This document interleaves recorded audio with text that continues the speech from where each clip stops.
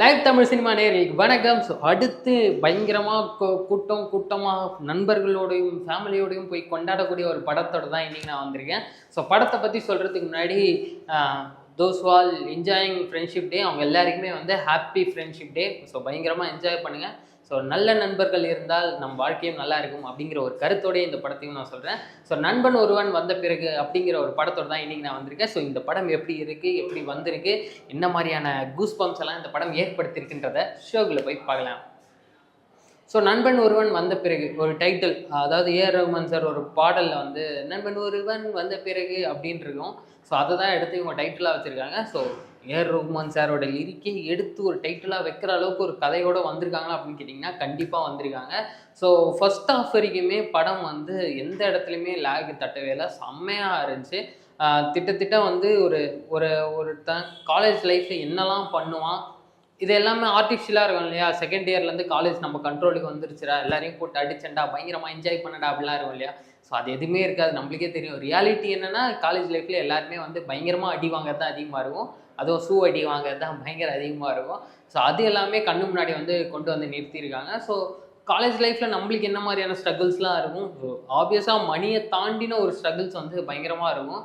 Studies இல்லாமல், love இல்லாமல், friendship இல்லாமல், இது எல்லாத்தையுமே டேலி பண்ணி ஒருத்தனால் வெளில வர முடியும்னா அவன் கண்டிப்பாக ஒரு கோமாளி, ஆரல், சோக்கர் அப்படியா தான் இருப்பான் அப்படிங்கிறத வந்து படம் ஃபுல்லாகவே பயங்கரமாக காமிச்சிருக்காங்க.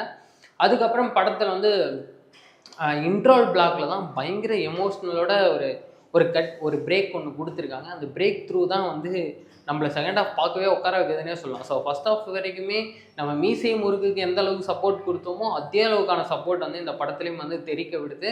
ஸோ திட்டத்தட்ட இன்றைக்கி நாங்கள் பார்த்த எல்லாருமே வந்து காலேஜ் ஸ்டூடெண்ட்ஸ், காலேஜ் ரெசல்வன்ஸ் கொண்டவங்களாக தான் இருக்காங்க. அவங்க எல்லாருமே படம் பார்த்துட்டு இருக்கும்போது கூட இன்டர்வல் பிளாக் வந்து கண் கலங்கினாங்க. ஸோ அப்படிப்பட்ட ஒரு எமோஷ்னல் பார்ட்டை இன்டர்வல் பிளாக்ல வந்து பயங்கரமாக கண்ணு முன்னாடி அப்படி கொண்டு வந்து நிறுத்தியிருக்காரு டேரக்டர். அதை தாண்டி இந்த படத்தில் வந்து டெய்லர் அக்கா கூட சண்டை, பிரியாணி மேன் கூட சண்டைன்னு இப்போ ரீசன்ட் டைமில் பயங்கர ட்ரெண்டில் இருந்தாலுமே இர்ஃபான் அவர்கள் வந்து என்னாலையும் நடிக்க முடியும் அப்படிங்கிறத ஒரு படி பயங்கரமாக எடுத்து காமிச்சிருக்காரு, எடுத்து கொடுத்துருக்காரு. ஸோ படத்தில் அவருமே ஒரு சப்போர்ட்டிங் கேரக்டராக வந்தாலுமே அது எல்லாமே அப்படியே படத்தோட பயங்கரமாக ட்ராவல் ஆகுது.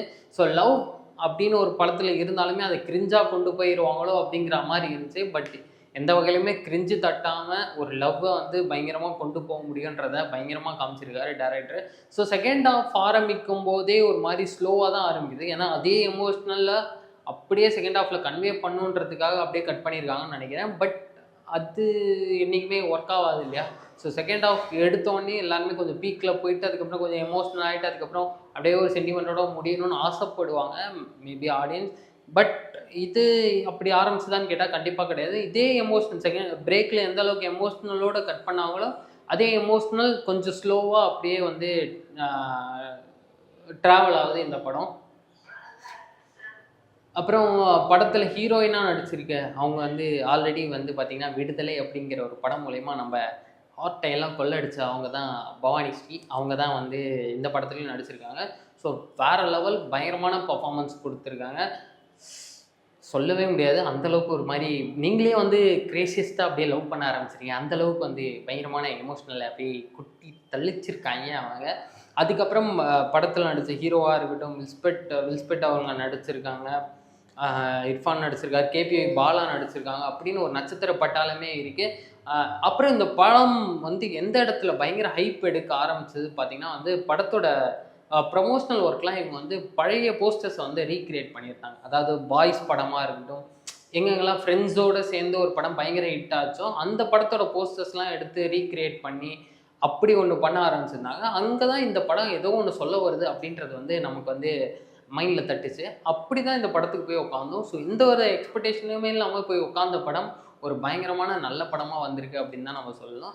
ஸோ எந்த இடத்துல சிரிக்கணும், எந்த இடத்துல அழுகணுன்றதெல்லாம் பயங்கரமாக தெரிஞ்சு வச்சுக்கிட்டு டேரக்டர் அந்த இடத்துலலாம் பயங்கரமாக தீனி போட்டிருக்காரு அப்படின்னு தான் சொல்லணும். எனக்கு தெரிஞ்ச செகண்ட் ஆஃப் லைட்டாக லேகாக போனாலுமே கிளைமேக்ஸ் போர்ஷனில் இருக்க அந்த எமோஷ்னல் வேல்யூவாக இருக்கட்டும், நம்ம காலேஜ் முடித்ததுக்கப்புறம் என்னெல்லாம் பண்ணணும்னு ஆசைப்படுவோம், பட் ரியாலிட்டியில் அதெல்லாம் கண்டிப்பாக நடக்காது அப்படிங்கிறதெல்லாம் தெரிஞ்சு வச்சுக்கிட்டு டேரக்டர் பயங்கரமான ஒரு லைனை வந்து கொடுத்துருக்காரு. அதுக்கப்புறம் படம் வந்து விபிஎன் ப்ரொடியூஸ் பண்ணியிருக்கிறதுனால அவருக்கு ஒன்று சொல்லி ஆகணும். ஸோ கண்டிப்பாக நல்ல படத்தை வந்து கண்டிப்பாக ப்ரொடியூஸ் பண்ணியிருக்கீங்க அப்படிங்கிறத தான் நம்ம சேனல் சார்பாக வந்து சொல்லி ஆகணும். ஸோ ஓவராலாக இந்த வீக்கெண்ட் போய் ஃப்ரெண்ட்ஸோட பயங்கரமாக பார்ட்டி பண்ணி என்ஜாய் பண்ணி அப்படியே சீட்டில் காலை தூக்கி வச்சுக்கிட்டு ஒரு கலாச்சிக்கிட்டே ஒரு படம் பார்க்கணும்னு நினச்சிங்கன்னா கண்டிப்பாக நீங்கள் நண்பன் ஒருவன் வந்த பிறகு படத்தை போய் பார்க்கலாம். ஸோ நீங்கள் பார்த்துட்டீங்கன்னா அந்த படம் எப்படி இருக்குது என்ன இருக்குது அப்படிங்கிறதெல்லாம் நம்ம ஷோ கீழே வந்து கமெண்ட் பண்ணுங்கள். ஸோ அந்த கமெண்ட்டை படிக்கிறதுக்கு நான் ரெடியாக இருக்கேன். So until that back from Vijay Surya take care.